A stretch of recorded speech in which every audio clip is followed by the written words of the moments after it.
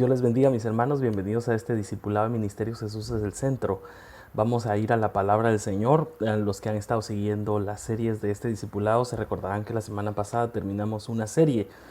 Esta semana aún sigo todavía afinando algunos detalles, por lo que no vamos a empezar con la serie que viene. Pero voy a compartir con ustedes un tema que el Señor me estuvo hablando el fin de semana. Así que vamos a ir a la palabra del Señor. Yo te pido que te prepares ahí donde estás. Hechos capítulo 14. Siempre orándole al Señor para que Él bendiga nuestras vidas y que su palabra caiga en nosotros en una tierra fértil y que haga su obra para la cual ha sido enviada, dice la Biblia. Hechos capítulo 14, verso 8 al 10 dice: Y cierto hombre de Listra estaba sentado imposibilitado de los pies, cojo de nacimiento, que jamás había andado. Este oyó hablar a Pablo, el cual, fijando en él sus ojos y viendo que tenía fe para ser sanado, dijo a gran voz: Levántate derecho sobre tus pies. Y él saltó y anduvo. Pablo es una de las personas uno de los hombres de la Biblia que es más sorprendente su transformación, porque él siendo asesino, o por lo menos cómplice en los asesinatos y en la persecución de la iglesia, porque él mismo lo reconoce, dice: yo perseguía a la iglesia. Dios lo transforma y lo cambia y lo hace pasar por pruebas con tal de transformarlo y volverlo en el hombre que Dios quería. Como todos los hombres en la Biblia. Si nosotros revisamos a todos los hombres en la Biblia, nos vamos a dar cuenta que ninguno era lo que Dios logró hacer con ellos. Ni un Daniel, ni un Moisés, ni un Abraham, Isaac, Pablo, Pedro, etc. Podríamos nombrar a todos los hombres de la Biblia. Ninguno llegó a ser lo que fueron, si no fue porque Dios lo hizo. De hecho, muchos de ellos, si nosotros los hubiésemos conocido antes de que Dios hiciera la transformación en ellos, seguramente hubiéramos encontrado con que eran personas un tanto indeseables. Moisés también era un asesino. Todos los hombres de la Biblia. ¿Por qué? Porque la misma Biblia dice que Dios escogió a lo vil y a lo menospreciado. ¿Para qué? Para que nadie diga: no, si esto yo lo logré porque yo tenía fuerzas. Entonces, nosotros tenemos que poner mucha atención a eso. Cuando haya alguien que se diga que está llevado por el Señor, pero que él diga: yo me he esforzado, yo sostengo el ministerio en mis rodillas, porque cuando una persona no reconoce que es Dios el que lo está haciendo, porque es probable que tal vez sí él lo esté haciendo, porque es su propia voluntad, la del hombre. Pero cuando es un ministro o un ministerio o una obra del Señor, cuando es una obra del Señor, se nota porque las personas que son escogidas para esa obra no tienen las características de un héroe para el mundo, las características de un hombre fuerte, sino de un hombre débil. Por eso a Pablo Dios le decía que se gozara de habilidades. Porque cuando él era débil, Dios era fuerte. Por eso nosotros nos tenemos que gozar en nuestras, no sentirnos tranquilos en nuestras debilidades, sino que gozarnos en el hecho de que si nosotros somos débiles, sabemos que Dios es fuerte. Entonces todo lo que pasa en tu vida, te das cuenta que es una obra de Dios. Y la obra de Dios nosotros no la podemos trastocar, porque dice la Biblia que uno de los mandamientos que Dios le da a Moisés y al pueblo de Israel es: cuando vayan a hacer un altar, ojo aquí con esto, cuando vayan a hacer un altar, voy a poner ahí la cita, no la traía preparada, pero por algo ha de ser. Cuando vayan a hacer un altar, dice, la piedra que usen para ponerla, que sea una piedra virgen, que no la vayan a labrar, es decir, que no la vayan a agarrar con cincel y con martillo, Dice, porque si levantas cincel en la piedra, lo profanarás. Entonces hay muchas personas queriendo hacer la obra de Dios, pero profanando obra que es de Dios, porque si es una obra que Dios empezó, Dios la va a terminar. Aún así sea en el día del Señor, dice. O sea, que quiere decir que a veces la obra tiene que ser terminada mediante fuego. Entonces, pero es una obra que Dios empezó y que Dios la va a terminar. Y nosotros no podemos... Yo recuerdo que a mí el Señor me dio una visión de esto. Yo vi un bloque... esto lo cuento en el espíritu, ¿verdad? Porque para que me puedan comprender. Yo vi un bloque de piedra que era puesto sobre la tierra. Y luego venía un hombre, porque la piedra fue colocada no con mano humana, o sea, fue una piedra colocada por Dios. No hubo intervención humana. Luego vino un hombre y tomó una piedrecita con buenas intenciones, con intenciones de ayudarle a Dios, y puso una piedra sobre la que ya estaba puesta.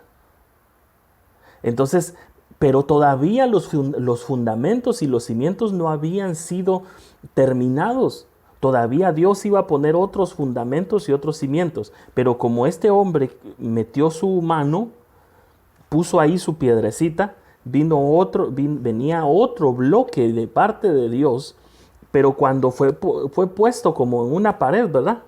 Fue puesta esa piedra sobre lo que ya estaba, es decir, una piedra grande, y luego la piedrecita del hombre y otra piedra grande. Entonces cuando fue puesta, lo que pasó fue que la piedra se hizo así. Eso fue todo lo que yo vi.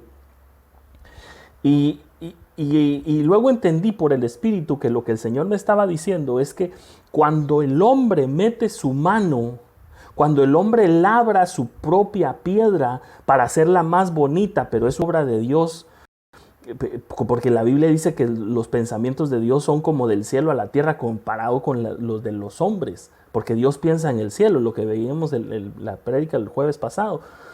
Entonces, hay veces que nosotros no sabemos lo que Dios está haciendo y queremos nosotros mejorarlo o arreglarlo, pero lo que Dios hace no es eso. Lo que Dios quiere es que nosotros mantengamos esa pureza de nuestros altares. Entonces, la piedra se hizo así y quedó toda torcida. Entonces hay personas, hijos de Dios, que empiezan a crecer torcidos porque no dejan hacer a Dios el trabajo desde un inicio. Y eso nos ha pasado a todos en alguna vez, en algún momento. Pero Dios tiene misericordia. Por eso dice la Biblia que cuando el barro que Él está trabajando se le descompone, Dios viene y lo vuelve a hacer. Y lo aplasta, dice la visión del alfarero que vio Jeremías. Dice que aplasta la masa y la empieza a volver a hacer. O sea que si en algún momento te has equivocado en poner de tu parte, no quiere decir que en algún momento Dios no te va a pedir hacer algo. No, desde luego que, pero es Él el que te lo está pidiendo.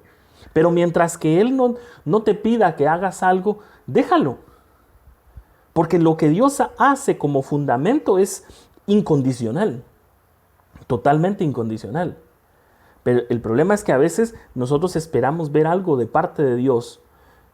Y entonces eso que esperamos ver de parte de Dios, una sanidad propia de una enfermedad, una sanidad de un hermano, de un familiar, una mejora económica, un mejor trabajo, todo lo que nosotros podríamos pensar, muchas veces lo ponemos en primer lugar como esperando que Dios sea para nosotros como un genio en la lámpara, que frotamos la lámpara y sale el genio, y nosotros podemos pedirle al genio lo que querramos.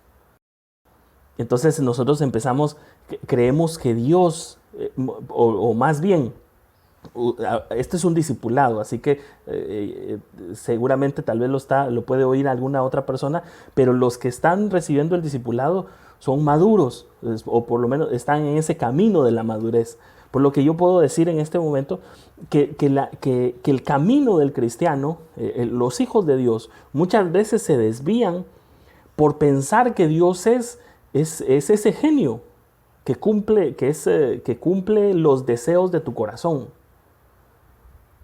Y nosotros no estamos para cumplir nuestros deseos en esta tierra. Dios nos proveerá, dice la Biblia, porque sabe que que nosotros tenemos necesidades de todas las cosas, de todas estas cosas, dice, de la tierra. Tenemos necesidad de ellas porque estamos en este cuerpo. Si no tuviéramos este cuerpo, no tendríamos necesidades de esta tierra. Lógico, ¿verdad? Pero va a llegar un momento en el que ya no tengamos este cuerpo y entonces ya no tengamos las necesidades de este cuerpo. Por lo que Dios sabe que necesitas transportarte, Dios sabe que necesitas tener un techo sobre tu cabeza, Dios sabe que tienes necesidad de comer, Dios sabe que tienes necesidad de todas las cosas. Y por eso Dios nos provee y dice la Biblia, le da al hombre la capacidad de disfrutar de su trabajo, del trabajo de sus manos. O sea que es un don de Dios el que tú disfrutes de los bienes que has hecho con tus manos. Porque para avanzar en el mundo, muchas de las cosas que tú puedes alcanzar, para avanzar en el mundo, las haces con el sudor de tu frente y con tus manos. Pero llega un momento en el que Dios te dice, mira, eso para ti es imposible. Entonces hasta ahí nosotros descansamos en Dios y lo que es imposible pasa a ser parte de Dios. Pero mientras que haya una necesidad sobrenatural de nuestra alma, ¿verdad? Porque nuestros deseos, nuestras pasiones, nuestros pensamientos, nuestros anhelos, todo eso está metido en el envase que se llama alma. Entonces, cuando el alma está constantemente hablando, está queriendo, y el alma es la que quiere estar frotando la lámpara para que salga el genio y le cumpla sus deseos. Y la religión es así. La religión lo que enseña es a que Dios es como ese genio, como un mago, como un hechicero, que lo único que uno quiere es que Dios le cumpla así. Pero Dios no es así, porque Dios lo que hace es lo que Dios está haciendo con sus hijos mientras que estén en la tierra es formándolos. O sea que tú no viniste a esta tierra para disfrutar de riquezas y disfrutar de placeres y que en algún momento Dios da la posibilidad, por supuesto, porque hay tierra prometida y las promesas de la tierra prometida son en la tierra, es la tierra que emana leche y miel. Canaán, la Canaán espiritual, sí, por supuesto que existe, pero para llegar ahí hay que caminar en el desierto. O sea, Dios no es nada más de conocí a Dios y entonces ya Dios tiene que arreglar todas mis cosas, porque Dios no es un chapucero, Dios no es un arréglalo todo, Dios no es un arregla problemas, porque para Dios no hay ningún problema. Porque muchas veces nosotros creemos como cristianos que Dios lo que tiene que hacer es arreglar nuestros problemas. Y no es así. No es eso lo que dice la Biblia. Entonces aquí en Hechos de los Apóstoles, este hombre, muchas veces se ha usado esta cita para predicar que lo que este hombre cojo de nacimiento que sanó Pablo, que Dios sanó mediante Pablo, él tuvo fe en que podía ser sanado. Pero yo encuentro acá, y me fui un poco al original para saber más o menos qué era lo que estaba diciendo, y si es así como se los voy a explicar ahora. Dice, este oyó hablar a Pablo, el cual fijando sus ojos en él, y viendo que tenía fe para ser sanado, le dijo a gran voz, levántate derecho sobre tus pies, y él saltó y anduvo. Entonces, lo que la Biblia está diciendo, dice que oyó hablar a Pablo. Y nosotros recordemos que la fe viene por el oír la palabra de Dios. Entonces dice que oyó hablar a Pablo, el cual fijando sus ojos en él y viendo que tenía fe para ser sanado, lo sanó. Entonces, pero aquí no está diciendo que él tuvo fe en las capacidades de Pablo para sanarlo, sino aquí lo que está diciendo es que él tuvo fe en lo que Pablo estaba hablando. Es decir, que él no escuchó, él no creía que Pablo lo podía sanar. Él creyó en las palabras de Pablo. ¿Y a quién predicaba Pablo? Pablo dice, nosotros predicamos a un Cristo crucificado. A ese Cristo crucificado era el que Pablo estaba predicando. Y si Pablo estaba predicando a ese Cristo crucificado, este hombre creyó en ese Cristo crucificado, pero que resucitó, dice la Biblia. Entonces aquí no podemos entender que este hombre haya querido ser sanado. La sanidad que le llegó a él fue una consecuencia. Lo que hemos hablado de la cita bíblica, donde dice que si mi pueblo se humillare, que si mi pueblo se humillare y se volviere de sus malos caminos, yo perdonaré sus pecados y sanaré su tierra. O sea, hay un orden. Hay un orden. Dios primero espera que tú creas para poder recibir, pero no creer en que puedes en ciertas capacidades sanadoras de Dios, sino creer en lo que Dios está haciendo en tu vida, sino creer que a veces hay circunstancias en las que tú tienes que pasar necesariamente. El pueblo de Israel tenía que pasar por el desierto para poder recibir la bendición de la tierra prometida. Entonces a veces Dios sacrifica un cuerpo para salvar un alma y salvar un espíritu. Porque ¿de qué le sirve al hombre ganar el mundo si pierde su alma? Entonces, Lucas capítulo 5, mira cómo dice acá. Lucas capítulo 5, 24. Pues para que sepáis que el Hijo del Hombre tiene autoridad en la tierra para perdonar los pecados. Dijo al paralítico, a ti te digo, levántate, toma tu camilla y vete a tu casa. O sea, primero perdonó los pecados y luego sanó. Por lo que nosotros entendemos que Dios primero, la mayoría de personas, digo la mayoría porque no recuerdo ahorita todos los casos, pero de todos los casos que yo recuerdo en este momento, Jesús, se nota que el Espíritu Santo primero hizo una obra dentro del hombre para que el hombre creyera las palabras de Jesús. Y luego que creyeran los que creyeron por los que creyeron en Jesús, que somos todos nosotros. Entonces cuando tú hablas de parte de Dios, la gente no te está oyendo a ti, está oyendo a Dios. Está oyendo sus palabras, está oyendo la voz del pastor a través tuya, del buen pastor. Pero hay un orden en el que el buen pastor sigue para poder recibir una herencia física en la tierra. Pero esta herencia no lo es todo. Es que ese es el punto al que yo quiero llevarlos en este discipulado. Que la herencia de la salvación es como cuando tú limpias algo. El agua cae y empiezas a limpiar quizás por encima todo. Y el agua cae y el agua va haciendo su obra en todo la estructura que estés lavando. No solo va a limpiar arriba, sino que va a limpiar todo porque va a caer el agua. Entonces, evidentemente, cuando nosotros nacemos de nuevo y creemos en Cristo, Dios empieza a hacer una obra y empieza a hacer una obra desde la cabeza, ¿verdad? Porque vivifica el espíritu y empieza a hacer todo. Y mientras que va llegando a ciertos lugares, todo se va reparando. Lo que pasa es que hay muchos que no se dejan reparar. Porque todavía tienen alma, porque todavía tienen, aunque ya son hijos de Dios, pero todavía no han cedido ciertas áreas de su vida. Pero mientras que no cedan esas áreas de su vida, todavía va a haber obra de Dios que tiene que hacer.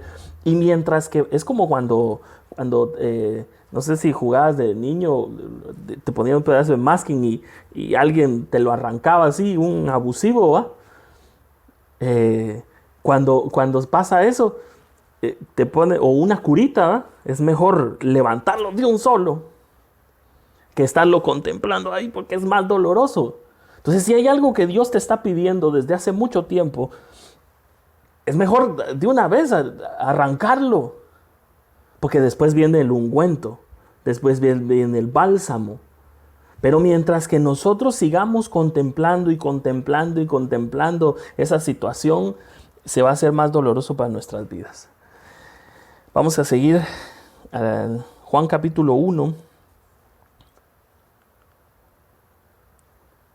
En el verso 9, si quieren, volvamos a la cita anterior. En el verso 9 dice esta palabra que se traduce como sanado, que aquí dice que, y viendo Pablo que tenía fe para ser sanado, o sea, que viendo Pablo que tenía fe en Cristo, lo podía sanar. No es que él tuviera fe en que podía, en las capacidades de Pablo de sanarlo. No, tú creyó en Cristo. Y Pablo, viendo que había creído, fue llevado por el Espíritu Santo, por supuesto, y lo sanó. Pero esta palabra sanado es la palabra sozo en el griego. Y esta palabra, en alguna circunstancia, sí significa sanar o como bálsamo. Pero principalmente esta palabra lo que significa salvación. O sea que aquí lo que podríamos estar leyendo es, y viendo que tenía fe para ser salvo. O sea que Pablo sabía que él iba a ser primero salvo, primero Dios lo iba a salvar, y la sanidad de su cuerpo iba a llegar como una consecuencia. Mateo 15, vamos a ir a Mateo 15, 21 al 28, dice: saliendo Jesús de ahí, se fue a la región de Tiro y Sidón, y aquí una mujer cananea que había salido de aquella región clamaba diciendo: Señor, Hijo de David, ten misericordia de mí, mi hija es gravemente atormentada por un demonio. Pero Jesús no le respondió palabra. Entonces, acercándose sus discípulos, le rogaron diciendo: despídela, pues da voces detrás de nosotros. Y respondiendo dijo: no soy enviado sino a las ovejas perdidas de la casa de Israel, o sea, sus hijos. Entonces ella vino y se postró ante él diciendo: Señor, socórreme. Respondiendo él dijo: no está bien tomar del pan de los hijos y echarlo a los perrillos. Y ella dijo: sí, Señor, pero aún los perrillos comen de las migajas que caen de la mesa de sus amos. Entonces respondiendo Jesús dijo: oh mujer, tan grande es tu fe, hágase contigo como quieres. Y su hija fue sanada desde aquella hora. Esta palabra que su hija fue sanada es también sozo, salvo. Entonces, es increíble porque esta mujer dice, Jesús se sorprendió y dijo: qué grande es tu fe. Quiere decir que para que ella tuviera fe, la fe viene por el oír la palabra de Dios, y nosotros somos salvos por fe. Entonces quiere decir que ella creyó en Jesús, ella siendo cananea, que no era hija, como los que no son hijos, como nosotros, como que no éramos de la rama natural, sino que éramos una rama silvestre, fuimos injertados nosotros no siendo de la rama natural. Ella también cananea no era, pero creyó adentro, por lo que Dios le dio la capacidad de ser llamado hijo de Dios. Entonces, lo que le pasó a ella en este momento fue que nació de nuevo, entonces ya era hijo de Dios, ya era hija de Dios, y Dios entonces ya podía darle el pan que solo es de los hijos, se lo podía dar a ella, porque ya era hija. Entonces, hay muchas personas que le piden a Dios, pero no quieren serse hijos de Dios, sino que son mendigos de Dios, y le piden y le están mendigando a Dios, cuando lo que Dios espera es que se vuelvan hijos, porque el hijo ya no mendiga. El hijo ya no tiene que estar mendigando pan, mendigando abrigo, mendigando cariño, porque se vuelve hijo de Dios.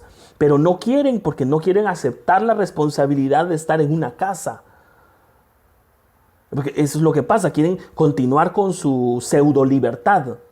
Porque nadie puede ser verdaderamente libre si Dios no lo hace libre, si Cristo no lo hace libre. Entonces viven en una supuesta libertad, en una pseudo libertad. Entonces quieren lo de Dios, pero no quieren a Dios. Mira cómo dice Juan capítulo 1, 12, dice: mas a todos los que le recibieron, a los que creen en su nombre, les dio potestad de ser hijos, de ser hechos hijos de Dios. Entonces nosotros recibimos la potestad de ser hechos hijos de Dios cuando creemos en Él, creemos en su nombre. Entonces ya no somos mendigos, sino que ya somos hijos. Vamos a continuar acá. Otras citas donde se usa esta palabra sozo es la 4982 en la Strong Concordance. Es Efesios 2:8, por gracia sois salvos, Marcos 10:52, Mateo 9:22, Lucas 7:50. Yo voy a poner todas las citas para que ustedes la puedan ver. Pero aquí dice, por gracia sois salvos. O sea, por gracia sois sozo.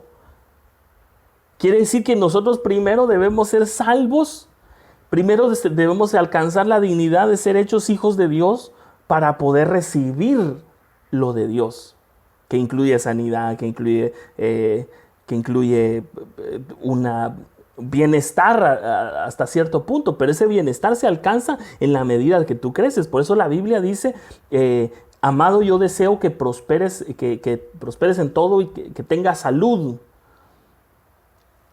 así como prospera tu alma. O sea que en la medida que tu alma prospera caminando para arriba, todo en tu camino se va arreglando. Hasta lo compartimos en unos discipulados anteriores, donde dice que cuando el camino del hombre es agradable a Dios, hasta sus enemigos hace estar en paz con él. Entonces preguntemos nosotros si tenemos enemigos que se nos han levantado. Tal vez hay algún camino que no estamos, porque la Biblia dice, mi hermano, la Biblia lo dice claramente, hay caminos que al hombre le parecen rectos, pero su fin es de muerte. O sea que nosotros debemos enderezarnos y pensar si el camino que estamos siguiendo es agradable a Dios. Génesis capítulo, vamos a ir a Santiago. Santiago capítulo 2, verso 23. Dice, y se cumplió la escritura que dice, Abraham creyó a Dios y le fue contado por justicia y fue llamado amigo de Dios. Entonces, cuando tú crees, esa fe que tienes, cuando tú crees en Dios, cuando tú crees en Cristo y por la fe eres salvado, por fe sois salvos, cuando tú crees y naces de nuevo, entonces, ¿qué es lo que pasa? Que esa fe te es contada por justicia. Para alcanzar la fe, Dios tenía que dejar la gracia. Por gracia alcanzas la fe, por la fe eres justificado y por esa justificación que no es tuya sino de Dios, alcanzas la santidad. Ese es el camino. Lo hemos visto, si se recordarán en algunos discipulados, no de los que ya son virtuales, sino de los anteriores. Hablamos de ese camino que empezaba con la gracia, que la gracia daba lugar a la fe, por la fe éramos justificados en el Hijo de Dios, y esa justificación entonces ya te hacía alcanzar la santidad, porque nosotros no somos justos en nuestra propia justicia, sino que en la que procede Dios. Por eso se puede decir, por eso la Biblia puede decir que Job era un hombre justo. ¿Por qué? Porque era un hijo de Dios. Pero eso no quería decir que algunas áreas en su vida no estuvieran bien. Porque es evidente cuando tú lees todo el libro de Job, es evidente que habían ciertas áreas que Dios quería arreglar. Mi hermano, Job mismo lo dice en el capítulo 42. Yo hablaba de cosas que no entendía. Yo no había alcanzado. Y entonces Dios lo ayudó mediante la prueba. Y mira, mi hermano, qué prueba la que pasó Job. alcanzó estaturas que él no sabía que existían. Dice, pero aquí una de las cosas que me llaman la atención aquí es que dice, y fue llamado amigo de Dios. O sea que el que no todo es, no todo hombre es hijo de Dios. Establezcamos eso. No todo hombre es hijo de Dios. Porque dice que aquí el ser hijo de Dios es una dignidad que se alcanza mediante la fe. Mediante la justicia, pero esa justicia se alcanza mediante la fe. O sea, no se puede alcanzar de otra forma. Entonces, no todo hombre es hijo de Dios. Todo hombre es criatura de Dios, pero no todo hombre es hijo de Dios. Esa dignidad se alcanza. Empezando por ahí. Pero dice que el que cree, y Abraham creyó y le fue contado por justicia y fue llamado amigo de Dios. O sea que el que nace de nuevo, el que es hijo de Dios, se le da también otra dignidad de ser llamado amigo de Dios. Fue llamado amigo de Dios. Pero esa amistad se pierde. Esa amistad se puede perder porque dice la Biblia en Santiago 4:4, oh almas adúlteras, ¿no sabéis que la amistad del mundo es enemistad hacia Dios? Por tanto, el que quiere ser amigo del mundo se constituye enemigo de Dios. Entonces aquí la pregunta del $1.000.000 es, ¿qué tan amigo del mundo soy? Porque en la medida que yo siga siendo amigo del mundo, voy a seguir siendo enemigo de Dios. Y al revés, si yo me vuelvo más amigo de Dios, me constituye enemigo también del mundo. Y entonces todo el mundo lo empiezo a despreciar. Pero mientras que yo quiera aferrarme a cosas del mundo y apretarlas aquí en mi interior, lo que estoy haciendo es creyendo que estoy haciendo algo bueno, porque ¿qué de malo sería apreciar un trabajo? ¿Qué de malo sería querer en mis entrañas a un hijo, a un padre?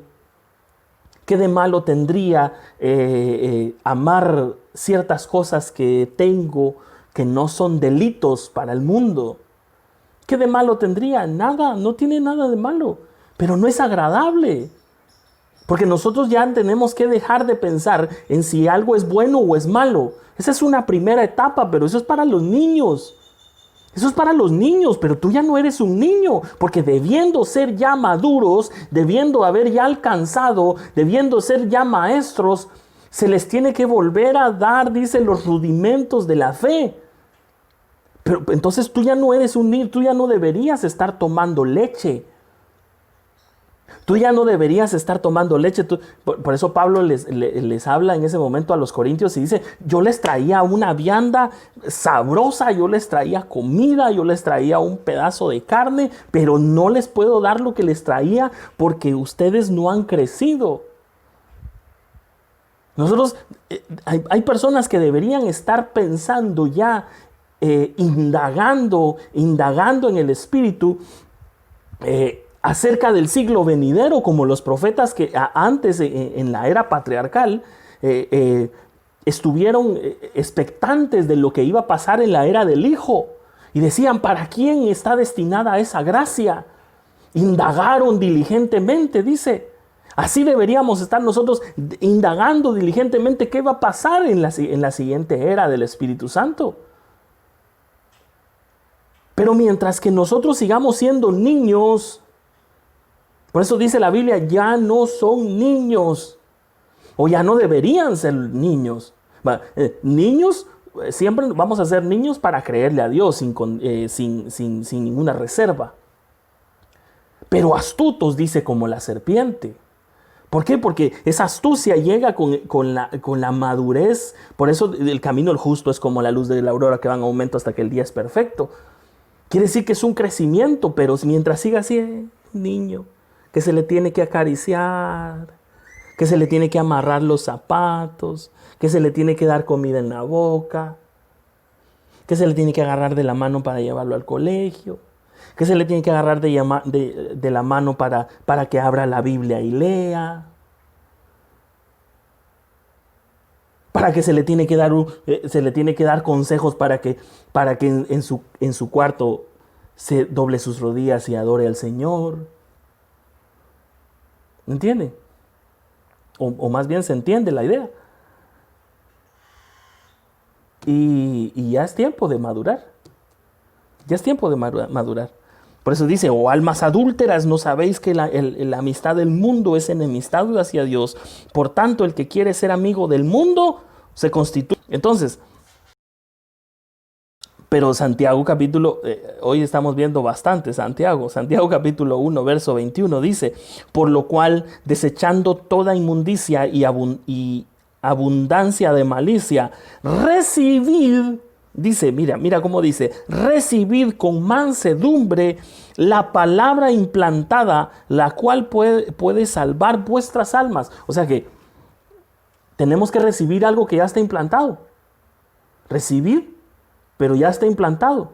¿Por qué? Porque Jeremías capítulo 31, verso 31, y aquí con esto estoy aterrizando, dice, pero este es el pacto que haré con la casa de Israel. Después de aquellos días, dice Jehová, daré mi ley en su mente y la escribiré en su corazón y seré para ellos por Dios y ellos me serán por pueblo. Así que la palabra que tú estás recibiendo es palabra que ya está en tu corazón. Porque dice la Biblia que Jesús dijo, nadie puede venir a mí. Eso está en Juan capítulo 6, verso 44. Dice, nadie puede venir a mí si mi Padre no lo envía. Y más adelante, la cita es, no la tengo, pero dice, nadie viene al Padre sino por mí. O sea nadie viene al Hijo si el Padre no lo envía. Y nadie vuelve al Padre si el Hijo no lo envía. ¿Pero por qué? Porque hay palabra que tú ya traes implantada. Por eso dice, ustedes no tendrán necesidad de que nadie les enseñe, porque todos conocerán a Dios. Entonces lo que pasa es que nosotros nos cerramos, bloqueamos el entendimiento porque amamos más las cosas del mundo. Pero en la medida que nosotros vayamos soltando las cosas del mundo, y vayamos soltando y nos hagamos más amigos de Dios, lo que va a pasar es que lo que está ya implantado en tu corazón va a florecer. Entonces tú ya no vas a buscar las riquezas de este mundo, ya no vas a hacer tesoros en esta tierra, sino vas a hacer tesoros allá. Aunque los de aquí los tengas. Y que vengan como una añadidura. Pero no es más que eso, una añadidura. Que el Señor les bendiga, mis hermanos. Este es el discipulado que quería compartir con ustedes. Espero que sea una palabra que llegue a nuestros corazones. Amén.